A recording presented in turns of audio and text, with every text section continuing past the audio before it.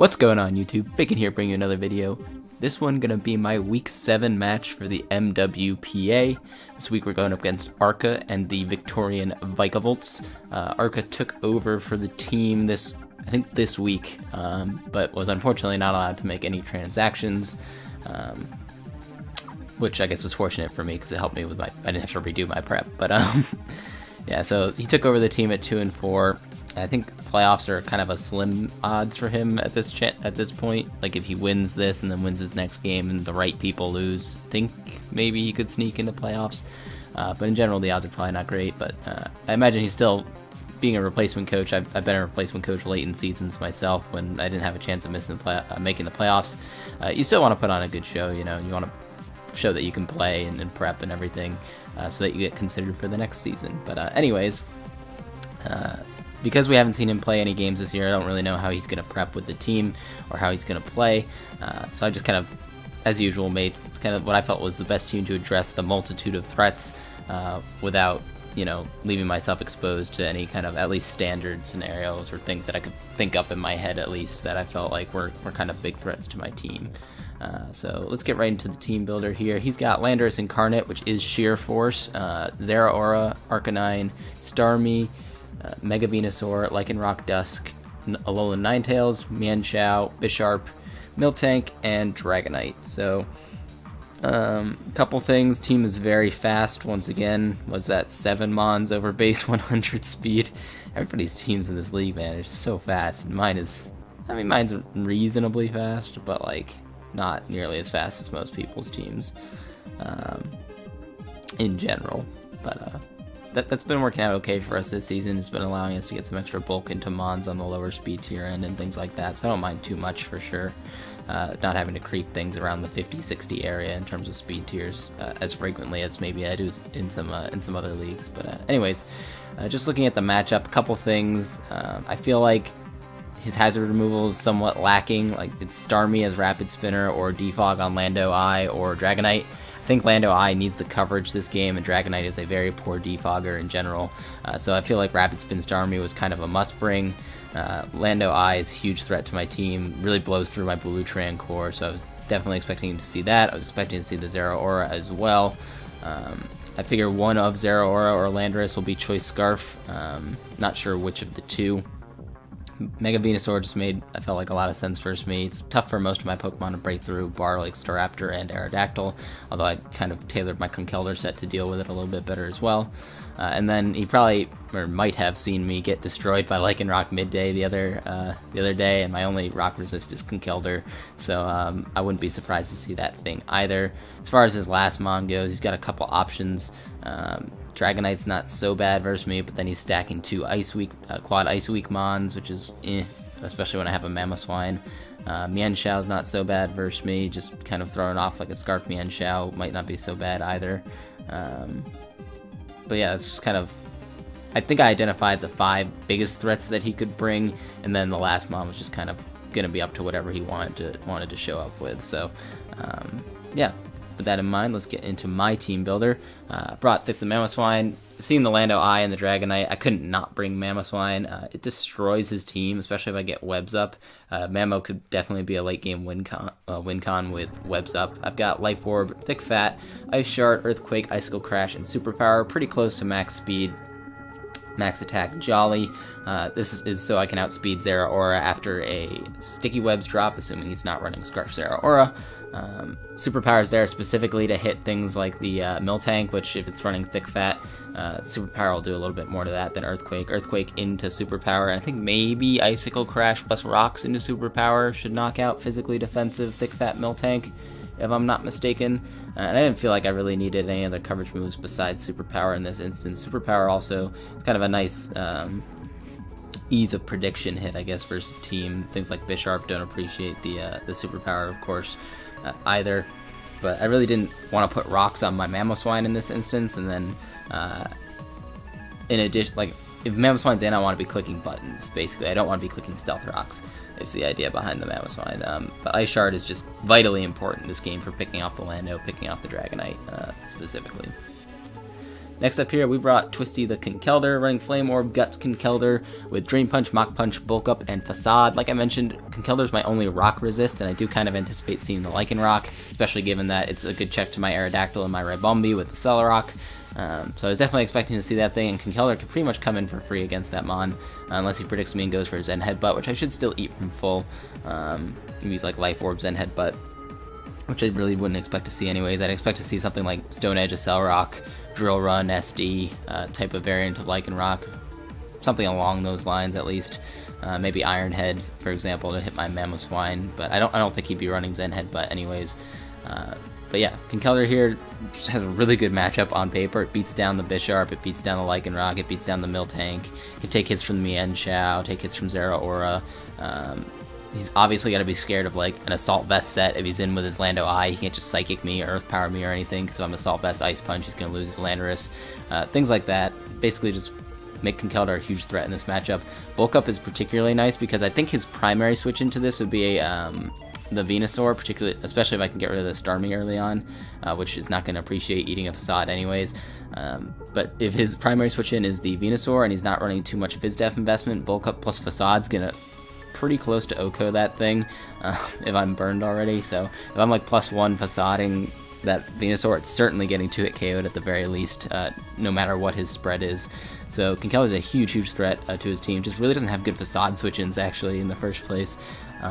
Starmie or Mega Venusaur are really his only things that he can comfortably bring in on me. Like, yeah, he can go Lando, predicting a Drain Punch, but Drain Punch should still do like half, I think, to Landorus if I'm burned. So really no good switch-ins to Conkeldurr, and I can get it in for free against a few things on his team. Running close to max HP, max attack, Adamant Nature. Next up here is once again Shuriken the Mega Aerodactyl. This time I remembered to bring a Nerve because I forgot last time, and it kind of didn't cost me, but I was unable to scout out whether an Aerodactyl was faster than my Aerodactyl just based off of a Nerve. You should really always be running a Nerve Aerodactyl. Like, Rockhead's not going to help you that much. It's just the thing that it defaults to in the Showdown team builder, and I forgot to change it last time, but I remembered to bring it this time. Not that I'm going to consider staying in regular when I outspeed his whole team after a Mega, but it's at least good to know whether something's faster than me if it's carrying a given item, like a Choice Scarf, and it has something to show whether it's going to be like pressure or whatever, and it has something to indicate to me whether or not it's faster. It's always good to have the Nerve there. But anyways, I'm running Wing Attack, Earthquake, Ice Fang, and Stealth Rock. Really did not need Stone Edge this time. The only thing it hit that, or hit a little bit harder, for example, was the Arcanine, which I opt Earthquake for anyways, and you just gotta fear the Stone Edge in the first place.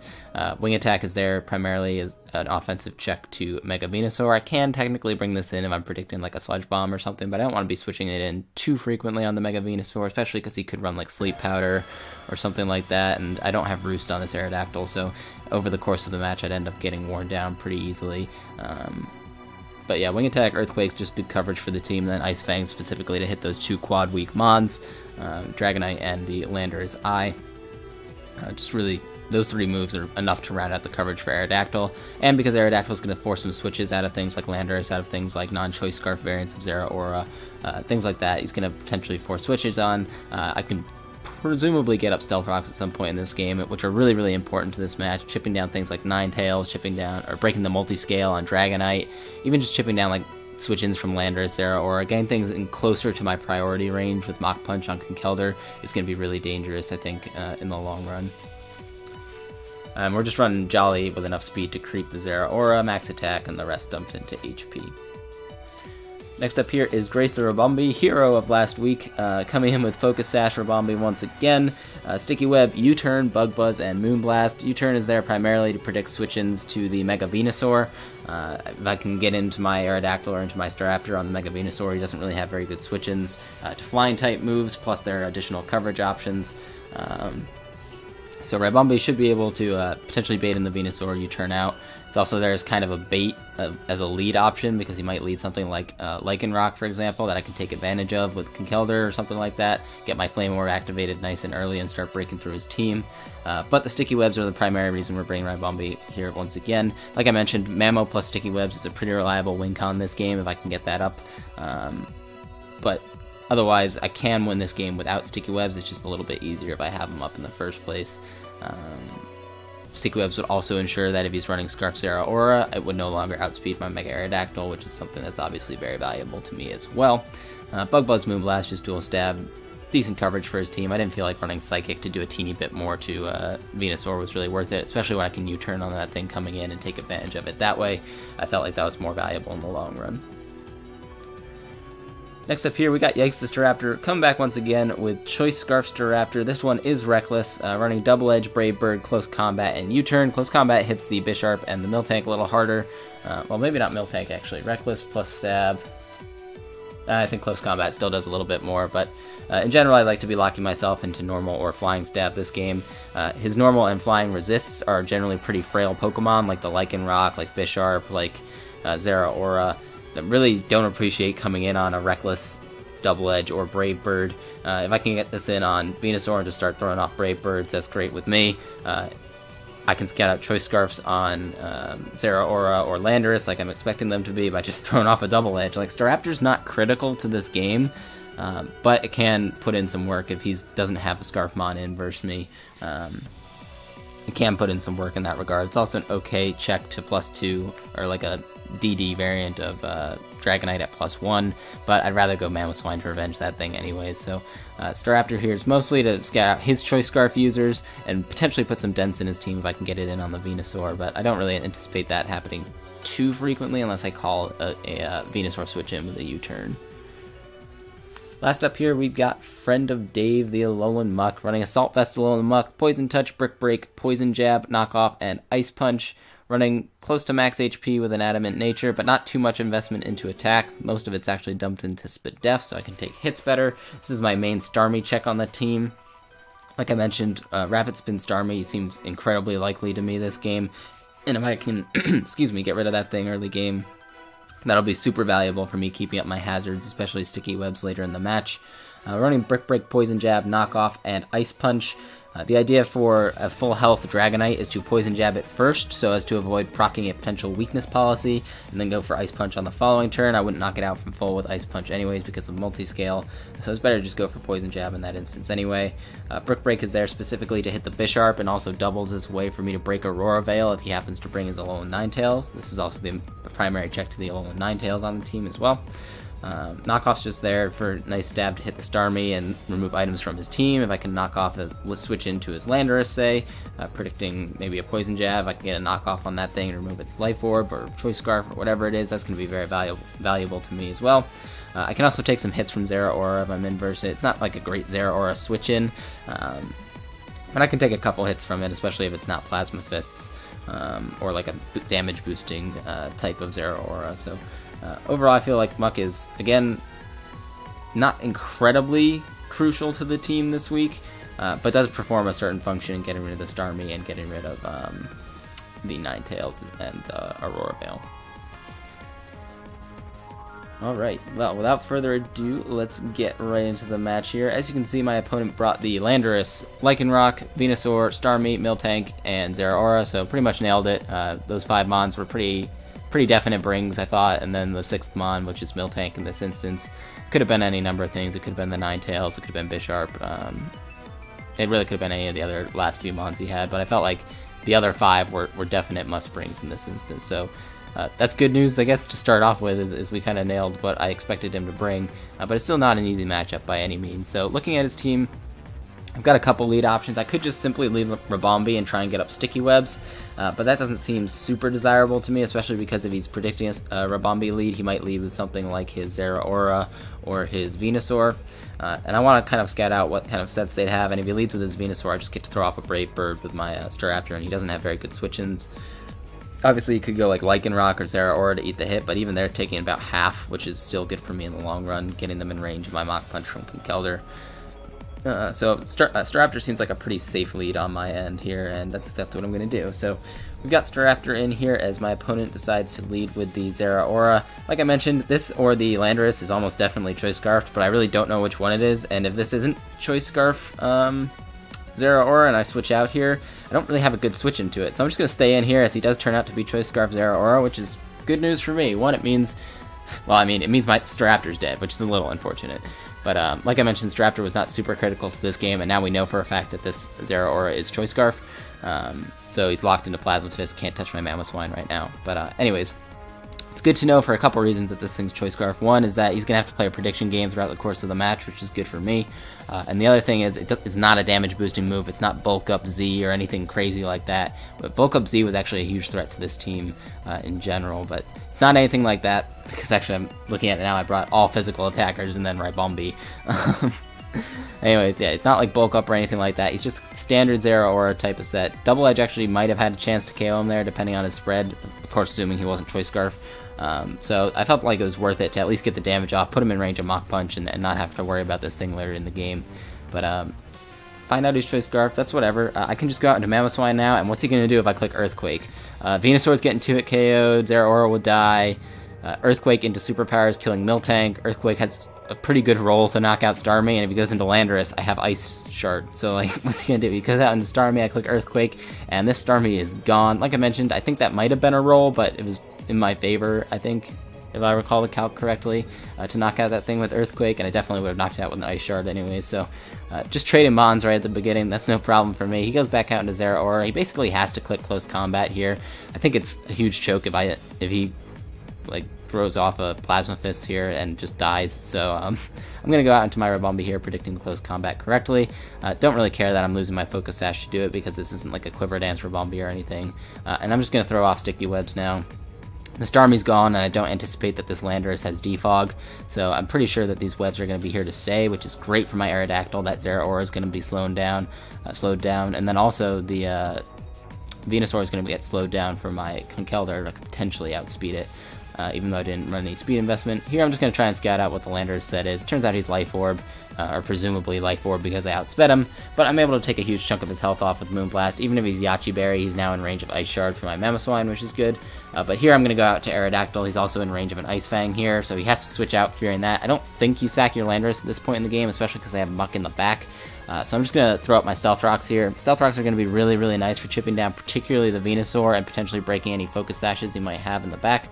Obviously he went hard Lycanroc, which would be really the only thing I'd expect to be Focus Sash right now, but having the Stealth Rocks up for the rest of the match is going to be really nice chip for me. And like I mentioned, I don't think that Landorus has Defog. Here's a pretty obvious chance for him to go for a Cellarrock if he wants to, so I'm just going to go right out into my Conkeldurr. This is the perfect opportunity for me to get my Flame Orb activated. It turns out he goes for Iron Head, and he is Life Orb. So, as I mentioned, Conkeldurr's eating that up, and now I can just throw off a Drain Punch for absolute nothing.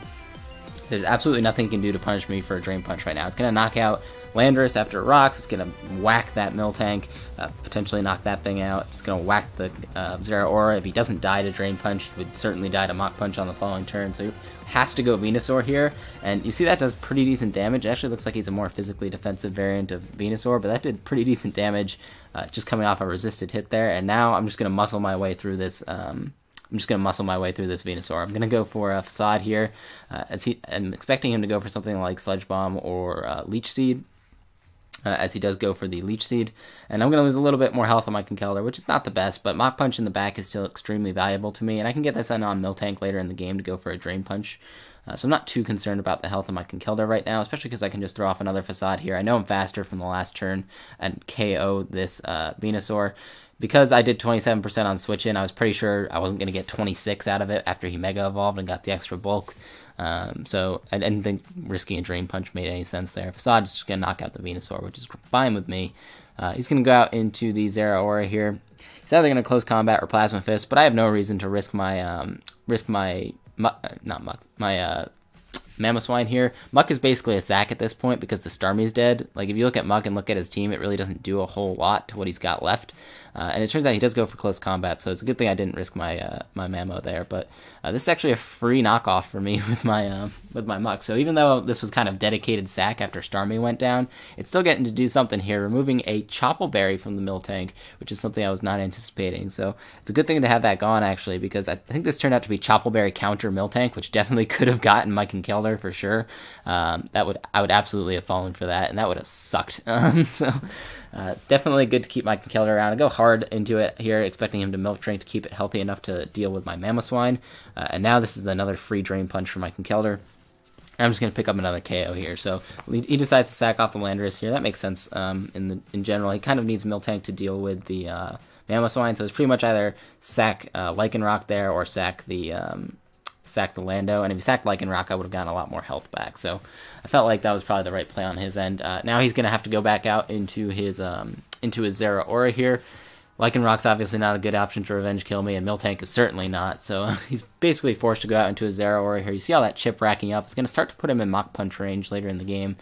So I'm just going to, like I mentioned, Muck is the sack here, always, now that the Starmie's gone. So I'm just going to go out into it here. He goes for close combat once again, trying to catch my Mamoswine.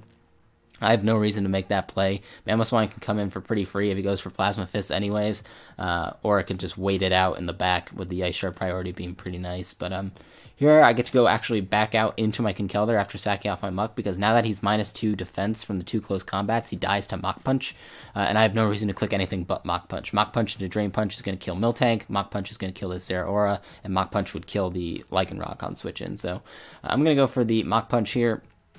Do a good chunk of damage to this Miltank. It is physically defensive as I expected. It does 45% though from just a Mach Punch. Gust boosted Conkeldurr is such a monster. Here my opponent's going to make a little bit of a misplay and go for Milk Drink. I'm not sure what he was expecting me to do here, but I was absolutely just staying in here and knocking out the Miltank with Drain Punch. But him going for Milk Drink there is going to give me a ton of HP back on my Conkeldurr. You can see I actually don't manage to knock him out, which is crazy. But it's going to give me a ton of HP back here with my Conkeldurr. So much so that I can just Mach Punch the Miltank here and then KO the next Mon that comes in, because Zeraora cannot knock me out from this range with a Scarf Plasma Fist. Even if he's adamant, I don't believe I die to a Scarf Plasma Fist here, and I'll still live the burn afterwards and can pick off the Lycanroc with Mach Punch.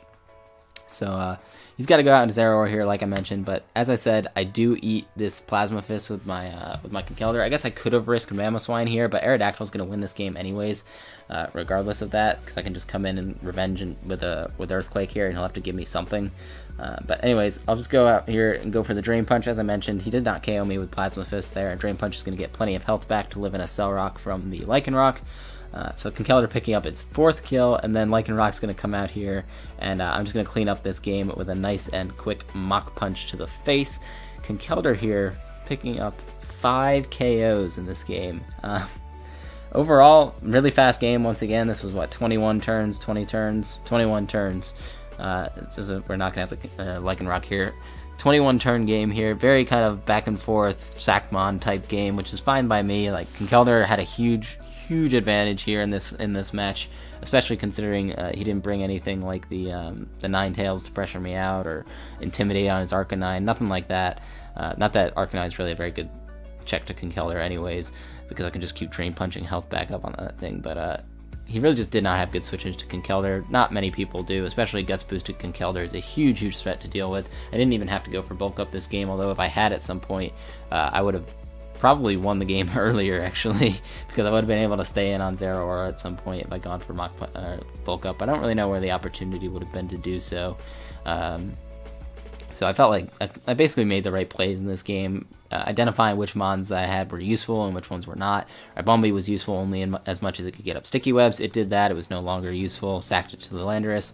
Staraptor was really, like, it pressured his team okay if it came in on things like Venusaur, but it wasn't critical to the match, so I didn't mind scouting, quote-unquote, for the Scarf Plasma Fists on the Zeraora to start the game. That was fine with me, too. And then Muck, like I mentioned, I identified that it was useless after he sacked the Starmie on turn 2, so that was just kind of the dedicated sack later in the game when Zeraora came in. Zeraora was a huge threat this match, but I felt like I played around it reasonably well and was able to come out with a 3-0 victory. This does, in fact, clinch us a playoff spot at 6-1. Even if we lose our last game 6-0, I believe we can't be worse than the 3 seed at this point. And the odds of us being better than the 2 seed are not amazing. Like, I'm currently sitting as the 2 seed. If I win the game, I keep the 2 seed, but Blue would have to lose, which seems unlikely with that team he's got, and he's a very good player. So it seems unlikely that I'll be able to move out of the 2-3 range, which unfortunately means we're gonna, or maybe fortunately, means we're gonna get a rematch with Lunar in the playoffs. Lunar is the one who beat me earlier in the season with the Coco Lucha team. Really bad matchup for me, but like I mentioned after the last game, I do have some ideas in the team builder if that ends up being our matchup. But before then, still got one more game to go. I think our opponent next week is on the verge of playoffs. he's out in the 5th seed right now, but he definitely needs a win, and I think he needs one of the players in front of him to lose in order to make it. So I don't feel like it's right to meme in that scenario. So I'm just gonna prep like I normally prep, and then whatever happens, happens. I lose, I win, I win. It's not gonna affect my playoff seeding too much, but I don't think it's fair for me to like meme in a game that's important to somebody else's playoff chances. So I'm just gonna be coming out same as normal next week, and hopefully picking up another W, and maybe even picking up the number 1 overall seed. But regardless of the outcome, we are in playoffs now thanks to this win this week. Thank you guys very much for watching if you did, and hope you guys tune in for another video. See ya.